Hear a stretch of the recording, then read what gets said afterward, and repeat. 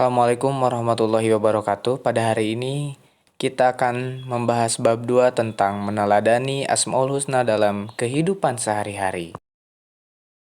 Yuk kita pause untuk melihat infografis materi kali ini. Bismillahirrahmanirrahim. Walillahil asma'ul husna fad'uhu biha. وَذَرُوا الَّذِينَ يُلْحِدُونَ فِي أَسْمَائِهِ سَيُجْزَوْنَ مَا كَانُوا يَعْمَلُونَ. Yuk, sekarang giliran kalian yang baca. Setelah itu, kita baca artinya bersama. Dan Allah memiliki Asmaul Husna, atau nama-nama yang terbaik, maka bermohonlah kepadanya dengan menyebutnya Asmaul Husna itu, dan tinggalkanlah orang-orang yang menyalahartikan nama-namanya. Mereka kelak akan mendapat balasan terhadap apa yang telah mereka kerjakan. Al-Quran Surat Al-A'raf ayat 180.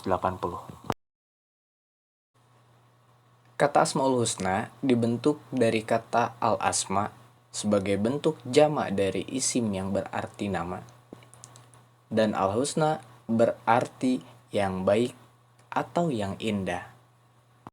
Asmaul Husna berarti nama-nama Allah Subhanahu wa Ta'ala yang baik dan indah. Kemudian ada berapa jumlah Asmaul Husna? Iya, betul. Ada di dalam hadis Nabi Muhammad SAW yang berarti sesungguhnya Allah Subhanahu wa Ta'ala mempunyai 99 nama, 100 kurang 1. Barang siapa yang menghafalkannya, maka ia akan masuk surga. Hadis riwayat Al-Bukhari. Hadis tersebut memberikan dorongan kepada kita untuk tidak hanya menghafalkannya. Apabila kalian dapat menghafal, tentu bagus.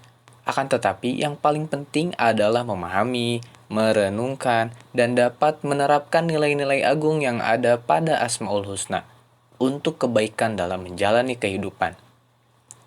Kita pula dituntut untuk menghindari perilaku yang bertentangan dengan Asmaul Husna. Selanjutnya akan dijelaskan beberapa lafal dari Asmaul Husna. Yang pertama Al-Alim, yang kedua Al-Khabir, yang ketiga As-Sami, yang keempat Al-Basir. Yang pertama ada Al-Alim. Kata Al-Alim diambil dari kata Al-Ilm, yang berarti menjangkau sesuatu dengan keadaan yang sebenarnya. Kata ini menggambarkan sesuatu yang sedemikian jelas sehingga tidak menimbulkan keraguan. Allah Subhanahu wa Ta'ala memiliki nama Al-Alim karena pengetahuannya sangat jelas sehingga dapat mengungkapkan hal-hal yang sekecil apapun. Allah Subhanahu wa Ta'ala Maha mengetahui segala yang akan terjadi dan telah terjadi tidak luput dari pengetahuannya, baik masa kini, masa yang akan datang, dan semua kenyataan dalam setiap rentang zaman berada di dalam pengetahuan, tak seorang pun yang dapat bersembunyi. Selanjutnya, karakteristik pengetahuan Allah Subhanahu wa Ta'ala disebutkan dalam Al-Quran. Yang pertama disebutkan di dalam surat Al-An'am ayat 80. Silahkan kalian baca sendiri. Nah, pada ayat tersebut terdapat sebuah kata yang menjelaskan bahwa ilmu Tuhanku meliputi segala sesuatu. Hal ini menunjukkan bahwa pengetahuannya tidak ada batas. Dan yang kedua masih dalam surat yang sama. Dinyatakan pula dalam surat Al-An'am ayat 59. Silahkan dibaca kembali. Ayat tersebut menegaskan bahwa tidak ada sesuatu pun yang luput dari pengetahuan Allah. Dua ayat yang dikutip tersebut memberikan penjelasan bahwa segala aktivitas di dunia, baik yang terlihat maupun yang tidak terlihat, semuanya tidak luput dari pengetahuan Allah Subhanahu wa Ta'ala. Selanjutnya sifat Allah yang kedua yaitu Al-Khabir, yang artinya Maha memberitahu. Melalui Al-Quran, Allah Subhanahu wa Ta'ala memberitahukan kejadian dan kisah-kisah orang terdahulu.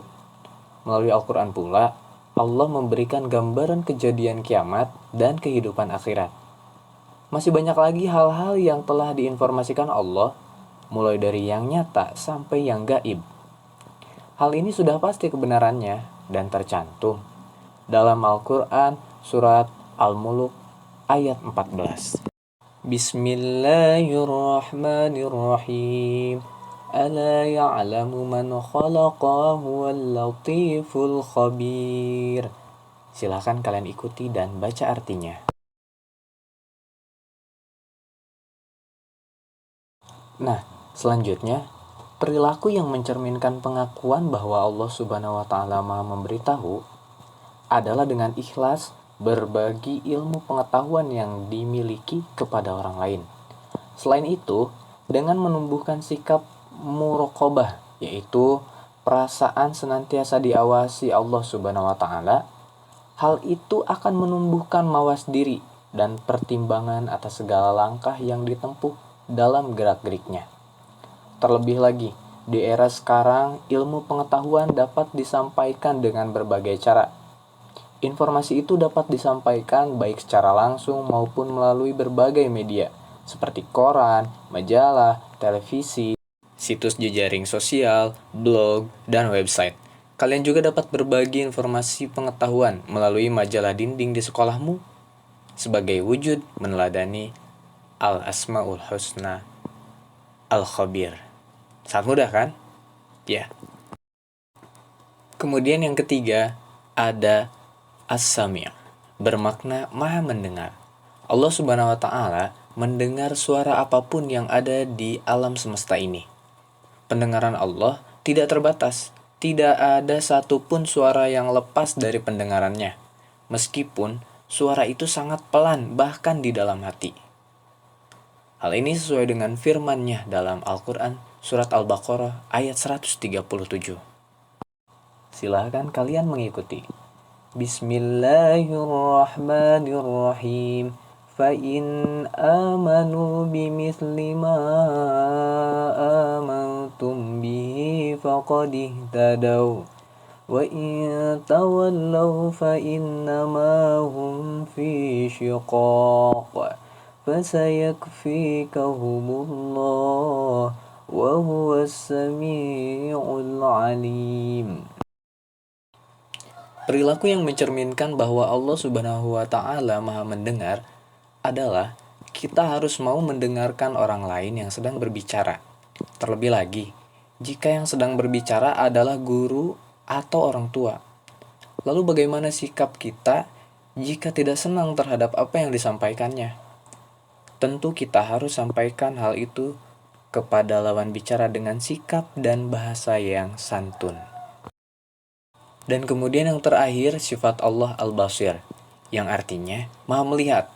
Allah Subhanahu wa Ta'ala dapat melihat segala sesuatu, sekalipun bentuknya lembut dan kecil. Allah Subhanahu wa Ta'ala melihat apa saja yang ada di langit dan di bumi, bahkan seluruh alam semesta ini. Hal ini sesuai dengan firman-Nya dalam surat Al-Isra ayat 1.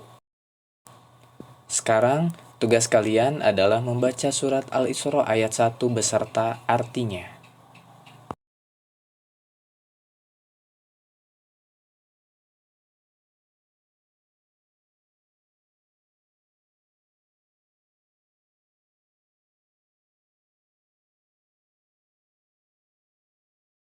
Nah, selanjutnya, perilaku yang mencerminkan keyakinan bahwa Allah Subhanahu wa Ta'ala Maha melihat adalah hendaklah kita bekerja dengan teliti dan mawas diri.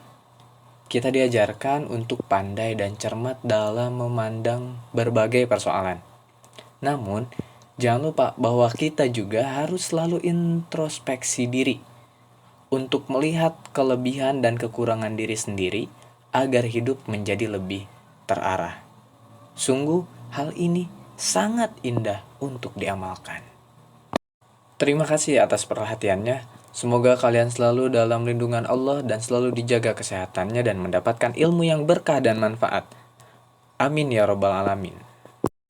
Wassalamualaikum warahmatullahi wabarakatuh. Sampai bertemu di bab selanjutnya.